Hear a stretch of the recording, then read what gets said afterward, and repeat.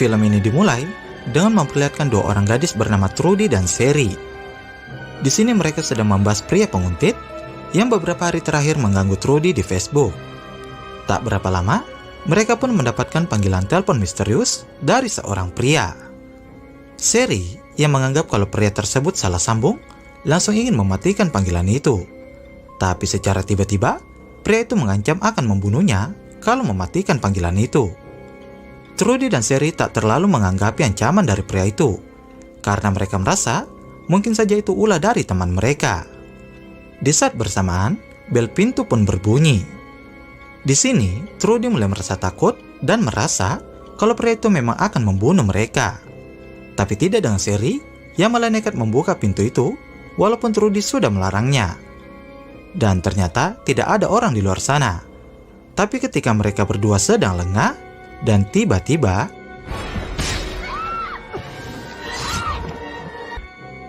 ternyata kematian Trudy dan Sherry hanya potongan dari film Step 6 yang sedang ditonton oleh dua wanita ini yang entah siapa namanya. Terlihat di sini kalau kedua wanita ini sedang bersih tegang karena mereka berbeda pendapat. Yang mana wanita berbaju merah muda ini sangat suka dengan film Step, sementara wanita yang berbaju biru malah sebaliknya. Karena wanita berbaju biru terus mengoceh dan membuat wanita berbaju merah muda ini menjadi emosi. Dan secara mengejutkan, lagi-lagi adegan pembunuhan itu hanya potongan film dari film Step 7 yang sedang ditonton dua gadis ini, dan mereka bernama Jenny dan Marnie. Di sini, Jenny sedikit menjelaskan kalau film yang barusan mereka tonton merupakan film Twilight Zone, atau bisa dibilang film dalam film. Setelah berbicara panjang lebar tentang film itu, tiba-tiba Jenny mendengar suara dari lantai 2 rumahnya. Karena hal itu, Jenny pun berniat untuk memeriksanya. Sementara Marnie yang sedang menunggu di lantai bawah, tiba-tiba mendapatkan panggilan telepon misterius. Marnie pun menjadi panik ketika mendengar ancaman dari panggilan telepon tersebut. Tapi ternyata itu ulah Jenny yang mengerjai Marnie. Tak lama setelahnya, Jenny menjadi terkejut ketika Marnie tiba-tiba tak bersuara. Dan ketika Jenny memeriksanya, ternyata Marnie sudah menghilang entah kemana. Ketika sedang mencari Marnie, di saat bersamaan, Jenny pun mendapatkan panggilan misterius dari manusia bertopeng. Mengetahui hal itu, Jenny pun langsung mengeluarkan sumpah serapah dan mencaci manusia bertopeng itu. Dan kemudian, dengan keadaan panik dan ketakutan, Jenny mencoba melarikan diri dari kejaran manusia bertopeng itu. Untung saja, Jenny berhasil masuk ke dalam sebuah ruangan. Tapi ternyata itu tak berlangsung lama, karena tiba-tiba saja manusia bertopeng itu berhasil menemukannya. Sampai pada akhirnya, Jenny pun harus terkena tusukan dari pria bertopeng itu. Jenny yang sudah tak berdaya masih mencoba berlari dan masuk ke dalam garasi. Di sana, Jenny berniat keluar lewat pintu garasi. Jelas saja, manusia bertopeng itu tak membiarkan Jenny pergi begitu saja. Alhasil, Jenny pun harus tertangkap dan kehilangan nyawanya. Lalu, film Scream 4 pun baru dimulai.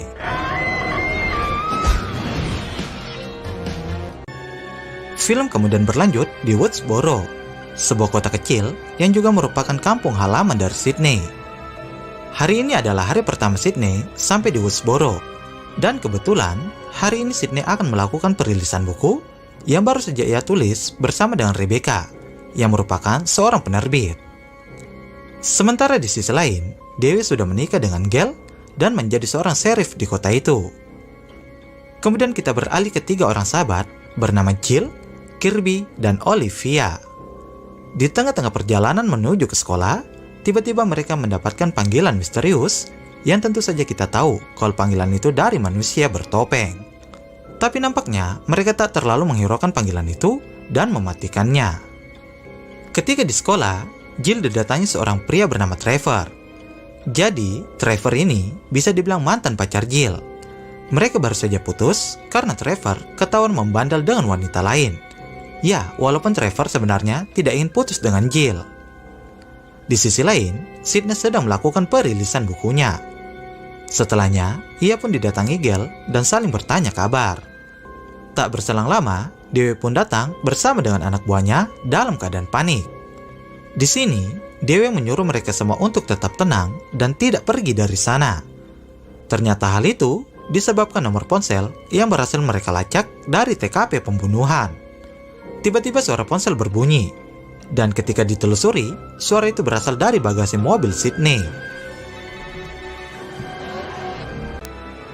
Ketika pelajaran di kelas sedang berlangsung, tiba-tiba para murid dikejutkan dengan kabar kematian Jenny dan Marnie semalam. Karena dari itu, pihak sekolah pun meliburkan kegiatan sekolah sampai waktu yang tak ditentukan. Sementara di sisi lain, Dewi dan Gail sedang bertengkar. Hal itu disebabkan Gail yang memaksa untuk ikut menyelidiki kasus kematian Jenny dan Marnie semalam. Seperti yang kita tahu sebelumnya, Gail ini merupakan seorang reporter yang berhasil menyelesaikan kasus Sydney sebanyak 3 kali dalam film Scream 1 sampai Scream 3. Tapi sebaliknya, Dewi melarang Gail untuk ikut campur dalam kasus kali ini. Gail pun berkata kalau dia akan melakukan penyelidikannya sendiri meskipun tanpa izin Dewi sekalipun. Setelahnya, Jill, Olivia, dan Kirby sudah berada di kantor polisi. Maksud kedatangan mereka untuk melaporkan panggilan misterius yang mereka terima tadi pagi. Dan di sini pun diketahui kalau Jill merupakan sepupu dari Sydney. Pada suatu malam, 2 polisi sedang berjaga dan mengawasi rumah Jill sebagai bentuk perlindungan untuk Sydney dan keluarganya. Sementara Jill dan Kirby sedang berada di kamar dan menonton film horor. Tak berapa lama, mereka menerima panggilan telepon dari Olivia. Sedikit informasi kalau Olivia ini tinggal tepat di samping rumah Jill. Di tengah-tengah obrolan dengan Olivia, tiba-tiba mereka mendapatkan panggilan dari Trevor. Kirby yang mengangkat panggilan itu langsung terkejut ketika pria di telepon itu berkata kalau dia bukan Trevor. Tapi nampaknya Kirby masih menganggap kalau Trevor hanya mengerjai mereka. Sampai pada akhirnya, seseorang di telepon itu berkata kalau dia sedang berdiri di dalam lemari. Kirby yang penasaran pun mencoba membuktikan perkataan pria itu. Dan ketika Kirby membuka lemari itu, ternyata tidak ada siapa-siapa di sana. Jelas saja, Kirby pun langsung mencaci pria di telepon itu sambil berkata, penipu. Rupanya, pria itu memang berdiri di dalam lemari, tapi bukan di lemari Jill. Dan kemudian, ini yang terjadi. Sydney yang mendengar teriakan mereka langsung bergegas melihat kejadian itu. Kemudian, Sydney mencoba meminta pertolongan ke kedua polisi yang sedang berjaga. Namun nampaknya mereka tidak ada di sana. Karena tak ada pilihan, Sydney pun memutuskan untuk masuk ke rumah Olivia. Namun sayangnya itu sudah terlambat, karena terlihat kalau Olivia sudah bersimbah darah. Di saat itu juga, Sydney mendapatkan panggilan dari manusia bertopeng itu. Di sini, Sydney menantang pria bertopeng itu untuk menghadapinya. Tapi rupanya, manusia bertopeng itu tidak lagi mengincar Sydney, melainkan dia akan membunuh semua orang yang dekat dengan Sydney. Bahkan, manusia bertopeng itu juga mengancam akan membunuh Sydney jika waktunya sudah tiba. Tak lama kemudian, Jill pun datang ke tempat itu, dan Sydney langsung menghentikan Jill agar dia tidak melihat kondisi Olivia yang sudah hancur berantakan. Dan tiba-tiba,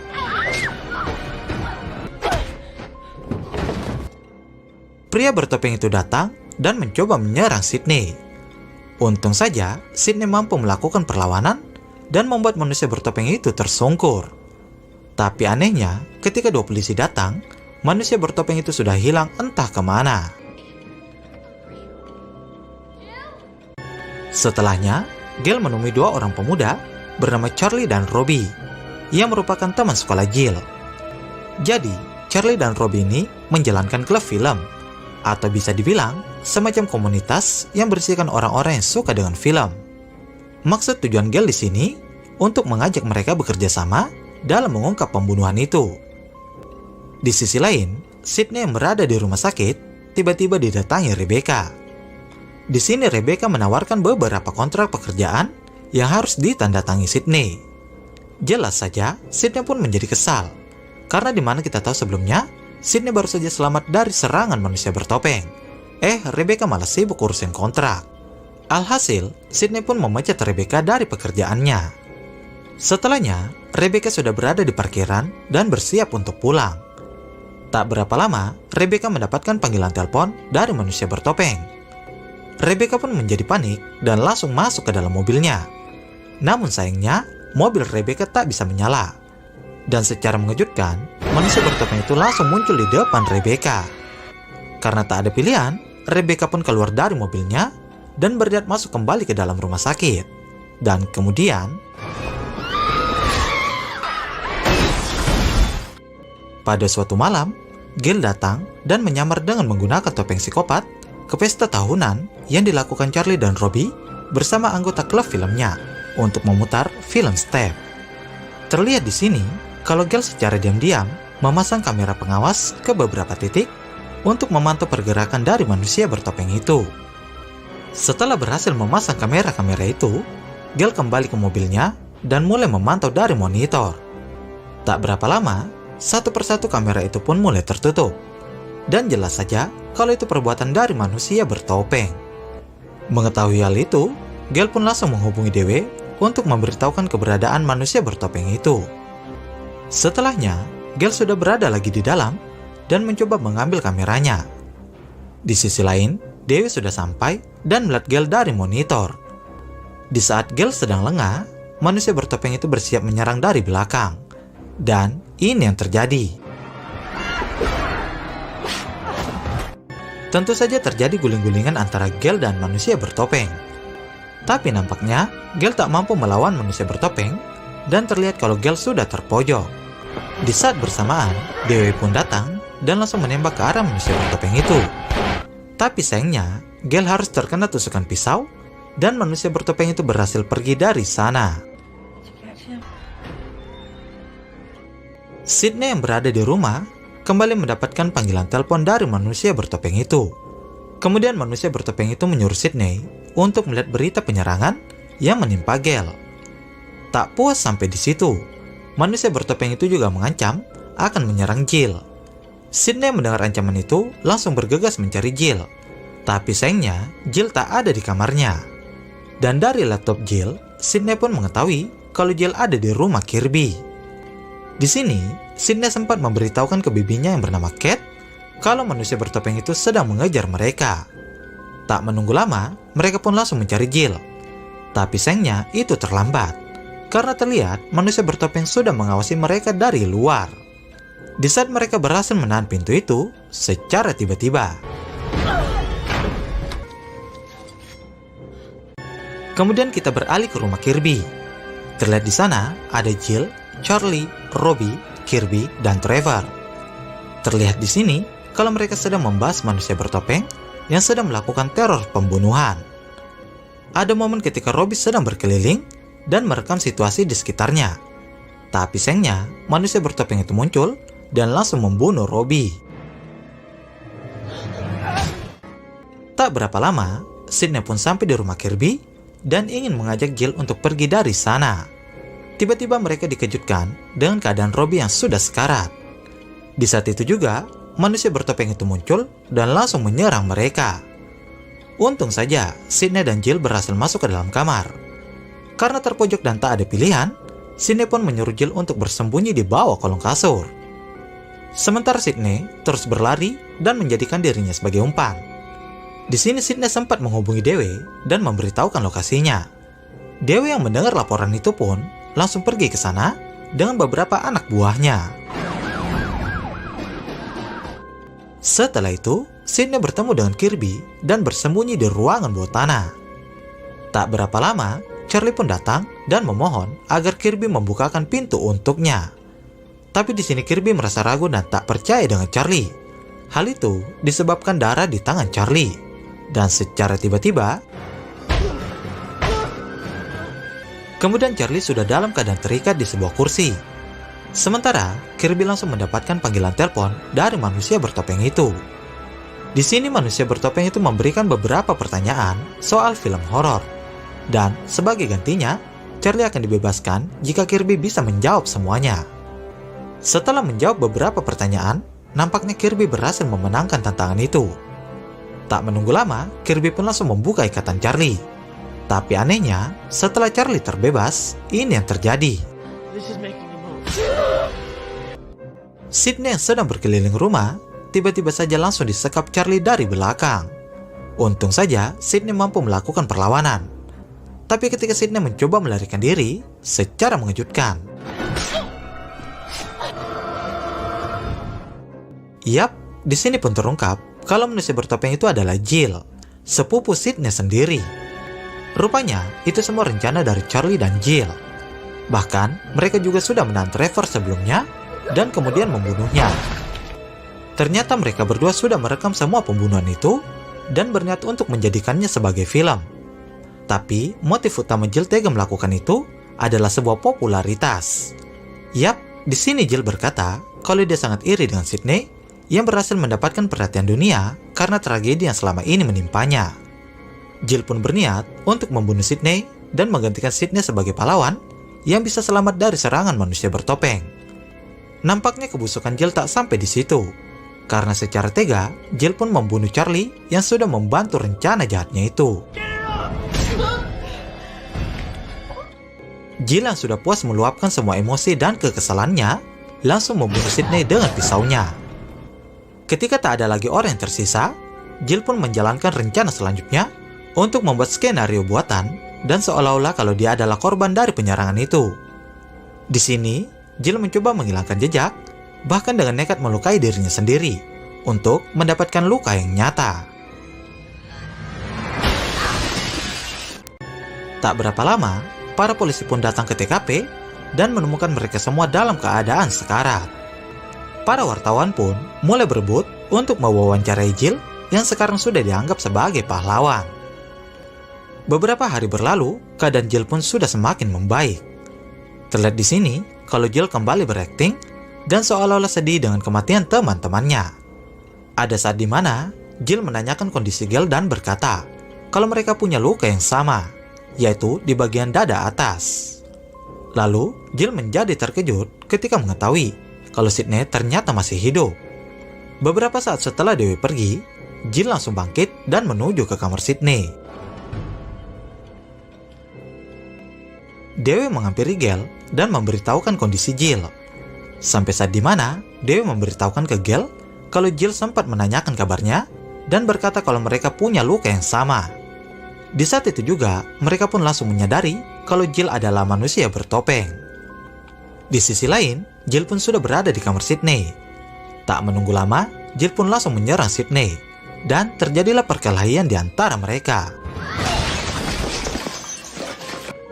Seketika, Dewi pun datang ke tempat itu. Tapi sayangnya, Jill langsung mengajar Dewi hingga membuatnya tersungkur tak berdaya. Kemudian Jill pun menggunakan senjata Dewi untuk mengancam Sydney dan Gale. Tiba-tiba saja, Hicks langsung datang menyelamatkan Gale. Jill pun mengancam akan membunuh Sydney jika Hicks tidak memberikan senjatanya. Karena tak ada pilihan, Hicks pun memberikan senjatanya dan kemudian Gale yang sudah terpojok pun hanya bisa mendengar perintah dari Jill. Sampai pada akhirnya, Sydney tiba-tiba bangkit dan ini yang terjadi. Film pun ditutup dan mereka yang berhasil selamat. Begitu juga dengan Hicks yang ternyata sudah menggunakan rompi anti peluru. Tak berapa lama, Jill kembali bangkit dan Sydney kembali menembaknya. Dan film pun berakhir.